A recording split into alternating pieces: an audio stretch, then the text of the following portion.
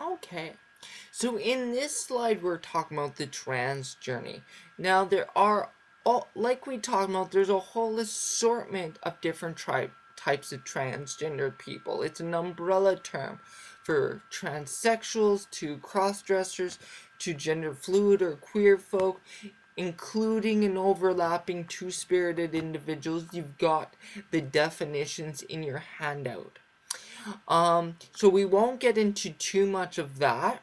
Feel free, though, to ask me questions on those labels and identities. Now, recognize that everybody's going to define them different. You ask 10 people about the definition, you're going to get 10 different answers. So make sure, if you're curious about how someone identifies, ask them and ask how they're using it, how it means to them, right? Because everybody's going to be different, okay? So trans journey. So first person's going to self-identify. So they're going to go, oh, there's something different about me. I'm curious about wearing a bra or a purse.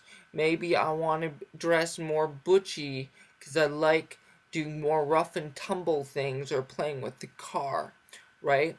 So they're starting to recognize that there's something different with gender. Often it is with clothes, but not always. Then there's experimentation. Start wearing your mom's high heels, wearing on panties, big boxers, wearing the loose, uh, plaid clothing, right? Whatever the case may be. And and then you start to like it and go, oh, there must be something to this. And this is where you go to psychiatrists or someone that can do an assessment. The assessment holds that they will find out how you see yourself. And if you do see yourself as transgendered, how do you understand the process in which to become trans takes? What are you looking at? Do you just want hormone therapy? Are you wanting surgeries? Are you wanting hormones? Are you wanting like a brow shaving? Um, all of these different things. They're going to ask you those questions. If you have an understanding and you are trans, because it's mostly self-identification in the DSM, and I'll get into that a little bit more later, then they will do a referral. Hold on. Before the referral, you will have to have a 1 year life as your true gender. Now, this doesn't happen for everybody, depending on the doctor. For me, because I've already was living as my true self, I didn't have to go through this process. Other people, it may be new, right? And the amount may vary. Um, and then once that's done, and it's like, okay, then you get referred to a doctor who can do hormone therapy. This will include blockers and estrogen or testosterone, depending on where you biologically male or female. For other people, they're also looking at voice changes, so they're doing voice training and classes. Other people are going for breast augmentation or removal. For trans men, the removal is often very important because sex reassignment surgery is not that great. Breast augmentation is important for a lot of trans people too, and for some it's more important than sex reassignment surgery. Hair removal, getting electrolysis, those kind of things, or getting hair implants for the head. Adam's apple removed. For a lot of trans men, there's often not a lot of surgeries, unlike trans women, partially because after hormones, a lot of trans men look a lot like men, partially because of their hair development, that kind of thing. And then there's sex reassignment surgery. Not everybody chooses this, and it is a surgery. It's a major surgery, so it's something whoever goes through this needs to take that into account. Now, like I said, This is different for everybody. Everybody will get on and off at different points, depending on where you're coming from, where you want to go, um, the level of desire to transition, those kind of things.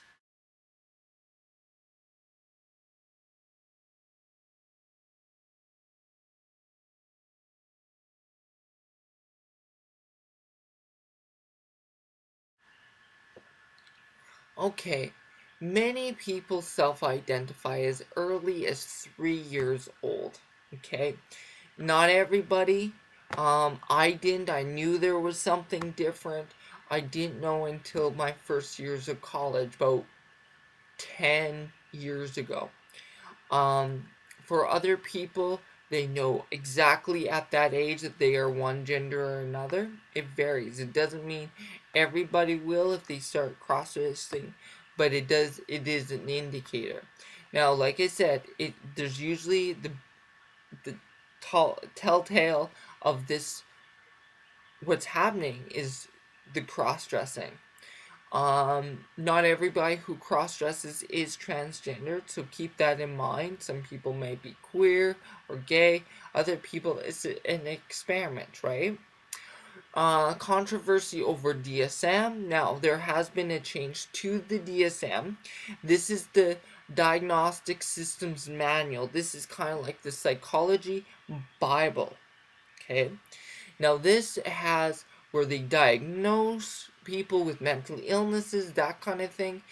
It's now called gender dysphoria. It used to be called gender identity disorder. Okay, now they're using that because it's less stigmatizing, and they also have this piece in a separate section of the DSM, as it is the only piece of the DSM where it's self-diagnosed, right, where you self-identify, excuse me, and this is where the controversy lies.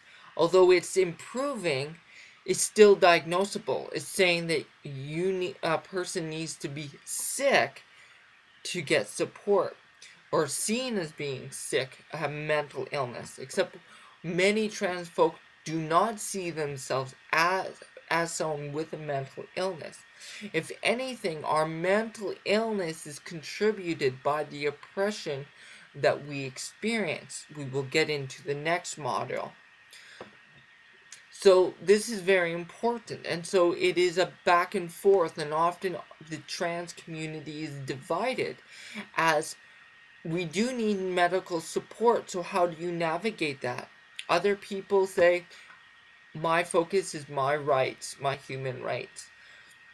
Some suggest that if we treat it like a pregnancies is a medical thing that is needed, but it's not a diagnosable thing. Or else almost a good portion of women would be, would be labeled with a mental illness, right? And so there's that argument. WPATH, a World Professional Association of Trans Health. Now, this is a major organization that provides support resources to trans people and their professionals. And they're quite open to the full diversity of trans folk, and they've created a policy in which how do you support trans folk worldwide. What else? Oh, age and consent. When is a good time for a trans person to start to transition? Many youth these days are transitioning earlier and earlier.